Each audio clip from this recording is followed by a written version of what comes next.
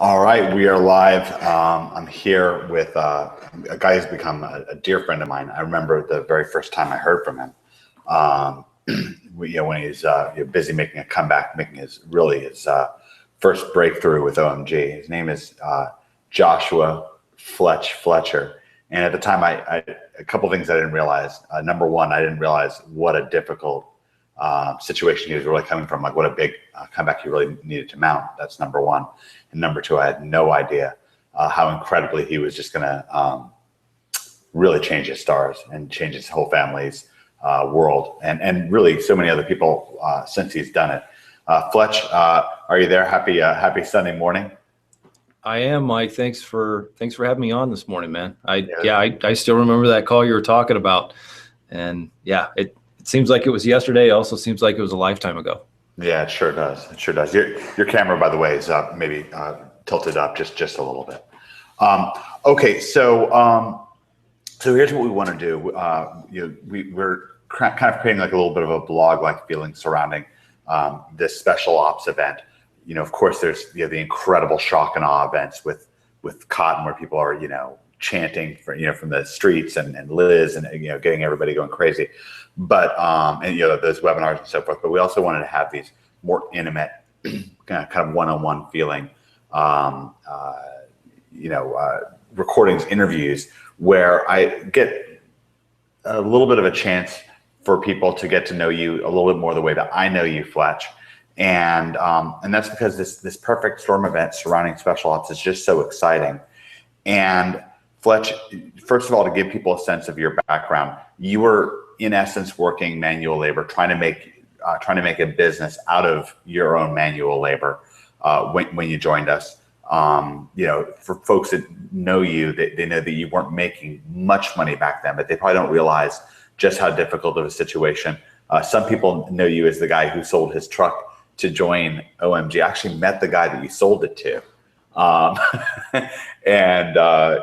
was, I think, real glad that he was able to help you forward because he was a friend of yours. But can you take people inside of, what kind of straits that you were in when you joined OMG, and where it's gone from there? That's part one. And then part two, we're going to get to your part, what you're adding into special ops. I'm really excited about this whole event, and I think it's going to be absolutely incredible. Fletch, so where were you when we started out this whole adventure? Going back there, I'd like to say I'm happy to share it, and I am, but in a certain way, it's difficult to really think about kind of where I was when I wound up kind of online looking for a way out of the scenario I was in. In one regard, I was probably happier than I've ever been. I recently, kind of met the love of my life, and we got married, and very soon after that found out we're going to have a kid.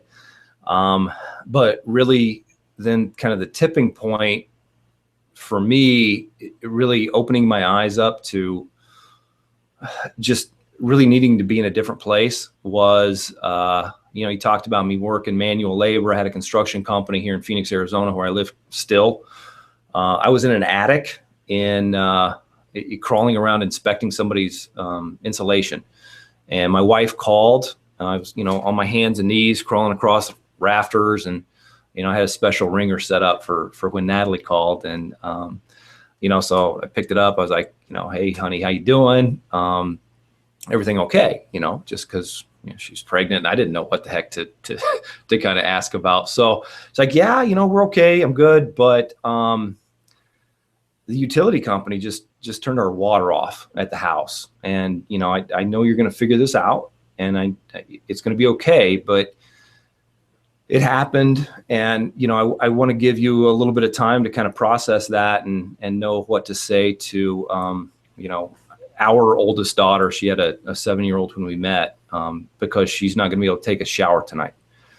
And it's kind of one of those scenarios in life where it really is just a wake-up call. For a while after that, like a couple years even, it was hard to even come to grips with the fact that I'd put myself and people I loved in that situation. And it was hard to kind of tell that story because it was painful, it was embarrassing. But from the perspective I'm in now, it really was the best thing that ever could have happened, because what it did was force me to say, you know what, based on the way I'm living my life now, this isn't ever going to get better. Like I really have to figure out what it is about where I am now that's not right. And it wasn't a matter of working hard. Like I was working hard, but there was just some like key distinctions and, you know, scenarios I put myself in that weren't working. So I wound up, you know, going on the internet. I found a webinar that you were on with Greg, and, you know, you were talking about, you know, search engine optimization, which I knew nothing about. You know, I had a website that I'd built for my construction company, but when I say built, I mean, nobody ever saw it. So I think it was pretty good. I've kind of kept it like in the vault. So wait, if you build it, they won't come. They won't come. I don't care. I don't care how cool that movie was. It's a lie. It's a blatant lie. And you know, I lived that. I can attest to that. You know, on the internet, it's an incredible opportunity, but only if you do it right. And, you know, I'd done it 90% right, but that 10%, you know, kind of screwed me. And, you know, I didn't have any traffic. I certainly didn't have any phone calls coming in. And it left me in a position where I was not getting enough business to keep, you know, my business going, and not even enough business to keep our family afloat. And that was kind of, you know, what culminated on that day, that fateful day that for a while I thought was horrible, but now I look back at and see is really incredibly good. But yeah, I you know, watched that webinar. Strangely enough, I couldn't watch it at my house because we couldn't afford internet service. Went to Starbucks and watched it on a laptop that I had that was pretty old at the time. But it really was something that offered a solution to a big problem I had, which was enough people seeing what I had to offer the world. And that, you know, kind of offer the product of being able to get eyes on what I could do was a solution I knew I needed. I didn't know if it was everything, but I knew it was something that was keeping me from flourishing the way that I could and that I thought I should. So yeah, I wound up jumping into to NHB. This was 2013, I think. Yeah, 2013. And, you know, in certain ways didn't look back, but I continue to stay grounded in being in that place where you're potentially getting into this whole new world of marketing on the internet. And there's a lot of stuff you don't know. And there's a lot of people that you don't know if you can trust.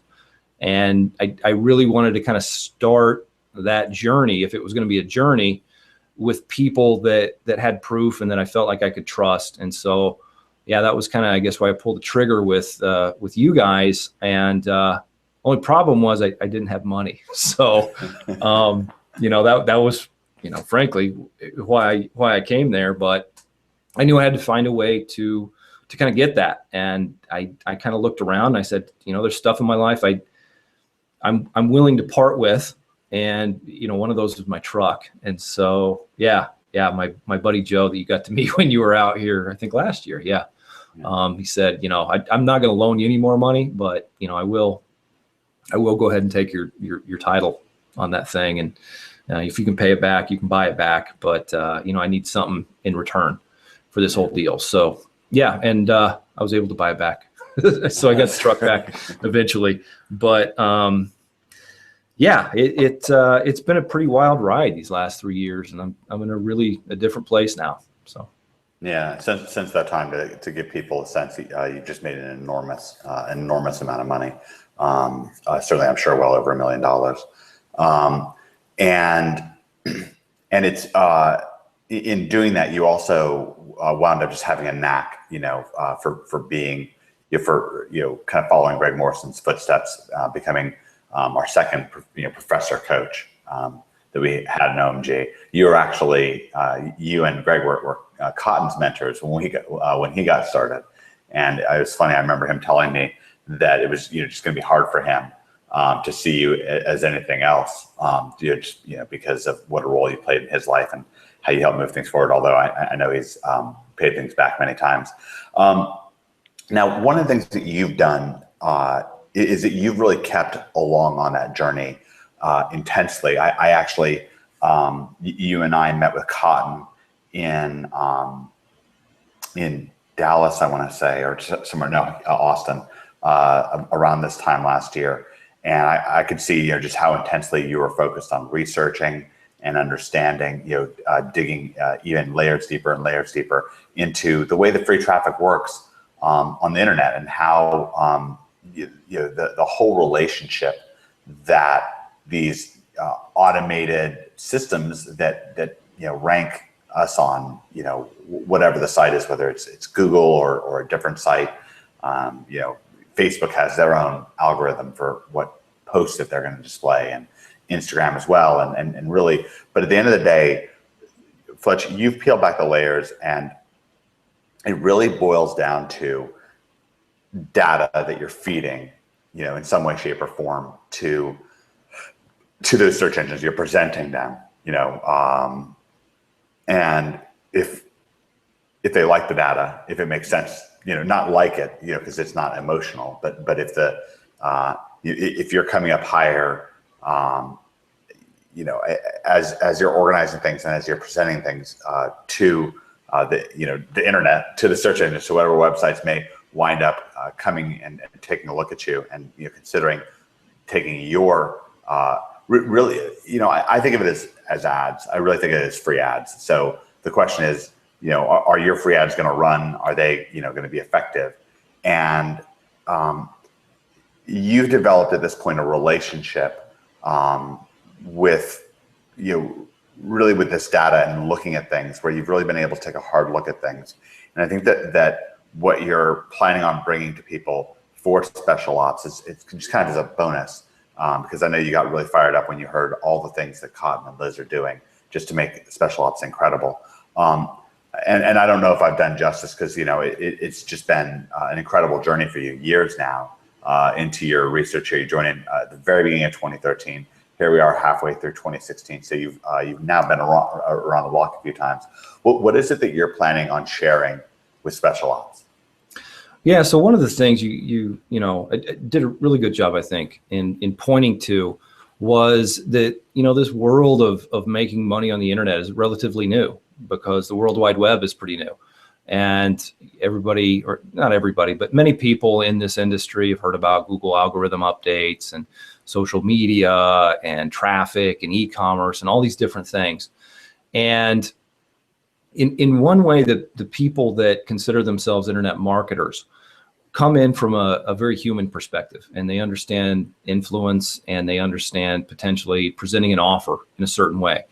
And those people typically are not the most technically adept as far as just creating content that these automated systems can digest and understand.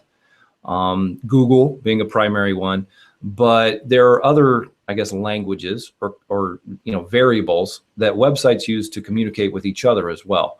So where many people come into SEO as, hey, just tell me exactly what to do, what to build, and how to rank. I didn't want to follow necessarily only along with somebody else that was creating this, and kind of in a nutshell, I wanted to journey upstream to the source of where this massive flood of traffic was coming from, and understand the nature of how the internet works. And so I went in and figured out how HTML works and how Open Graph Protocol works, which is essentially, if you post something on Facebook and you get like a little thumbnail picture and it tells you what the site's about, that's OGP, right? And there's just really simple little things that you can pull out of that if you know where to go and what to pull out of it, that completely change the scenario for helping to show these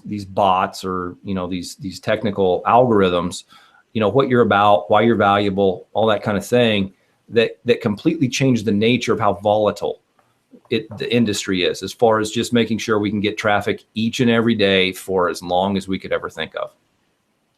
Well, it's very, very powerful. Now, one of the things that's really out there, and it's not really that understood, a lot of people think they've heard of it, they might have even used it, but they don't really know how deep down the rabbit hole it goes, is WordPress. And WordPress is it's almost hard to explain, but it's a, what is it? What is WordPress? Yeah. Well, I'll try not to geek out too much and get too technical. And in one sense, plain language is what we need to do to really kind of communicate the importance of stuff. But then we need to be able to kind of go deep enough to technically describe what's going on. But for now, what it is, it's a way for us to control, I guess, and create content on the internet in a really efficient way. My impression of what WordPress was when I joined OMG was that it was just like some blogging platform, and I didn't even know what blogging meant really.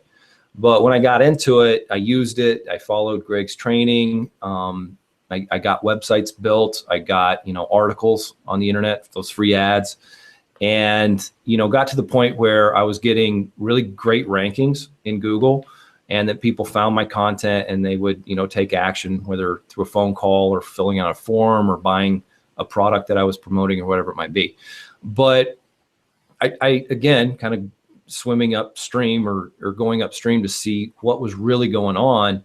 I dug into WordPress to the point where it got really, really, really complicated. And then all of a sudden it was super simple.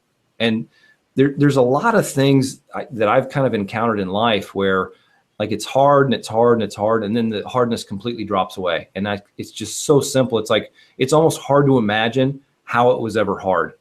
And WordPress is one of those things. It's effectively a way for somebody without a lot of technical knowledge to put something into effect, like a word processing program that most people are probably familiar with. You write up your article, you hit update, and now you've got a live website that people are going to be able to find. And if you update maybe 5 or 6 variables, just really simple variables, along with that article, and do some other things, you're going to be able to get traffic to it that social media is going to be able to understand, or that a search engine is going to be able to understand. And that really, I wanted to get to the point where I understood it deeply enough where I could make it simple for people. And it's really unlocked a lot, not only for how effective I can be, but also just how simple we can kind of make it for people that really haven't interacted with WordPress or a content management system before. Yeah, really what we're looking at is a situation where before you came out with what we're calling WordPress 101, we didn't really have a way of helping somebody who really wanted to be able to get clients to do, let's say, for example, web design, or even necessarily do their own sites past a very, very basic level. Of course, we took it on a very basic level and explained it on a basic level. But what you're doing, Fletch, is really letting people go deeper, even to the point where they can potentially offer their services as a web designer. And somebody might say, well, why would I want to do that? Well, one of the things that you'll find out about business is that the more menu items that you have,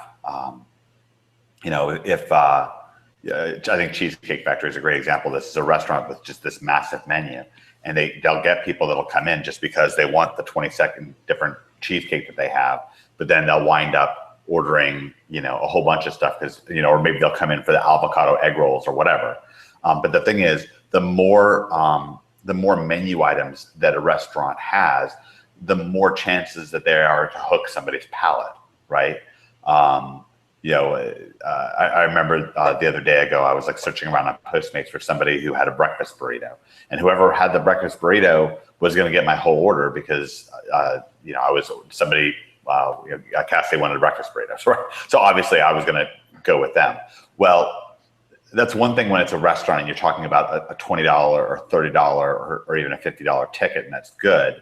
But man, when you're talking about a client that can turn into, Fletch, you've got clients paying thousands a month. And so it's something that could be a hook point for somebody where you're doing, and it's not all for SEO. I mean, it could be, you have, I think you described the other day ago, like one e-commerce client where you did, just some stuff on their website. It was hardly even Google website optimization at all. It was just basically running a program for them, and it's something you could really just do in the background. And it was like 30 grand for you. Was that something along those lines? Yeah, no, it's pretty, Yeah, 33, give or take. I mean, Yeah. it's 1,000, but one of the things that you can get to, and that I've gotten to, and now I'm helping other people really see, is that there are a ton of people that are making money on the internet that don't know what they're doing. And a lot of times what I get to do is come in and clean up messes and get paid a lot of money for it. That particular client had a very a good sized website, right? And when I say good size, in some respects it might seem huge, in other respects it's not, um, but being able to come in there and help them understand really how to just clean up the mess that they created, that the previous web designer and developer had created, by not understanding that we need to just be like really clear and communicative with the stuff that we're pushing out to the internet. And I say stuff, I mean like web pages. Okay. So yeah, they had an e-commerce website. They had somewhere around 100,000 products on it. And the person that had created it before didn't understand the stuff that Google was looking for. They didn't understand the stuff that Facebook or Twitter was going to be looking for when somebody posted a link there, said, hey, go check out that product. The picture that came up, if somebody did that, was not anything about the content that it should have been. Right. And so we just kind of said, hey, we need to map this out differently. And there was a piece of software that I don't know personally how to run, but I knew how to go to Google and find somebody that did, and I knew what needed to be done. And yeah, we probably spent, when I say we, I've got a couple people now that work with me here in Phoenix, but I doubt it was probably more than 10 or 12 hours of just digging in and making sure that we had all the pieces put together. And then, we hired that guy to do what we needed him to do for like maybe $1,200. And, our fees were $30,000 plus profit wise. And they were all too happy to pay it because they've, nearly doubled the traffic that they got off the internet, not only from Google, but social media. And they're in a position now where they can trust that their website is done properly. Yeah. This is resistant to change. This is a standard that the internet is going to run on for a very long time. And they now can say, okay, that's taken care of. Let me focus on maybe the next little thing that I want to do here. And that's as much as anything, what I really like to help businesses achieve is one less worry in their life. Tony Robbins tells a story that, and I don't know if it's true or not. I mean, presumably it's a true story, but it might be a little bit of a parable. Regardless, the message there really makes sense. So what it is there was this warehouse, and they were experiencing really bad flooding, and it was kind of something that was going to, of course, with flooding, that's a real danger, just even for the whole integrity of a building. You can just rip a building to shreds. And they got a plumber who came out. Like a couple plumbers took a look at it, didn't know what to do. They got another guy who came in, and he located one certain spot, took out a screwdriver, turned one screw, and boom, flood over. And then he presented the bill to the warehouse, and it was $10,000. And the guys over at the warehouse were like, whoa, you turned a screw, $10,000. Could you itemize what the $10,000 is for? And the guy says, sure. And he wrote up a quick invoice on a piece of paper. He said, $1 to turn the screw, $9,999 to know which screw to turn. And it is what it is. I mean, we're in that kind of a world now, Fletch. And you turning that screw was, it was $1,500 screw. Sounds like thereabouts to you. About $1,200 for the outsourcing and management of that, and certainly some of your own elbow grease and time into it. But at the end of the day, you're looking at a $30,000 paycheck. So I think that's a great metaphor for what we're looking at when you're not just with what you're bringing in for WordPress, but really an expanded understanding of how to just have a better relationship with the web. Just having things literally just not even be so scary.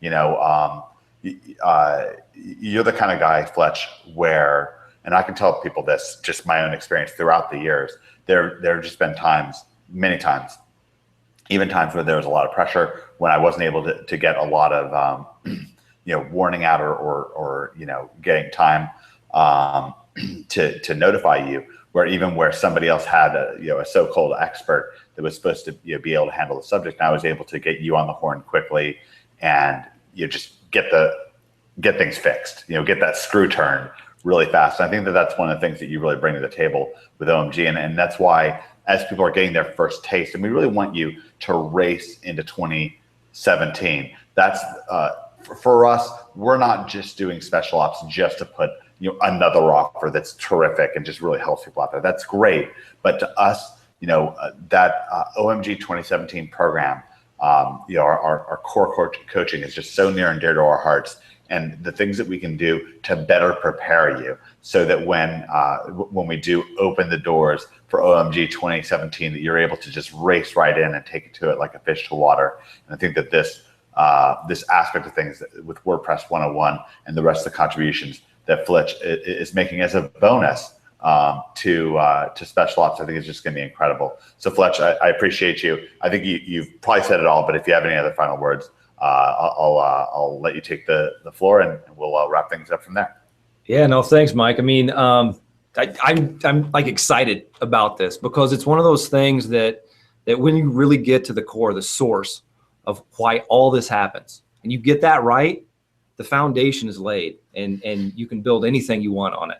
And until I kind of got all the way up there, there were times that I had to just exert probably more effort than I thought was going to be necessary when I got into it. But now coming from that place where this is like foundational, this is a foundational value we can provide for the entire world from a laptop and a Starbucks. It's incredible. I know of no other place, and I've kind of done a lot of things where a single person with knowledge, armed with knowledge and preparation, can have this big of an impact in a way that's going to last forever, that's going to be a win-win-win for us, for them, for their clients, for the internet in general.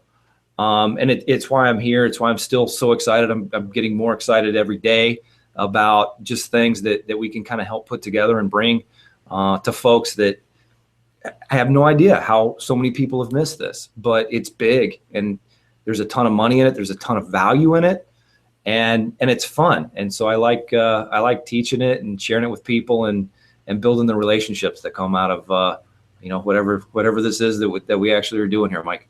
I love it. OMG is a city on a hill. It's a place where friends come together in Providence.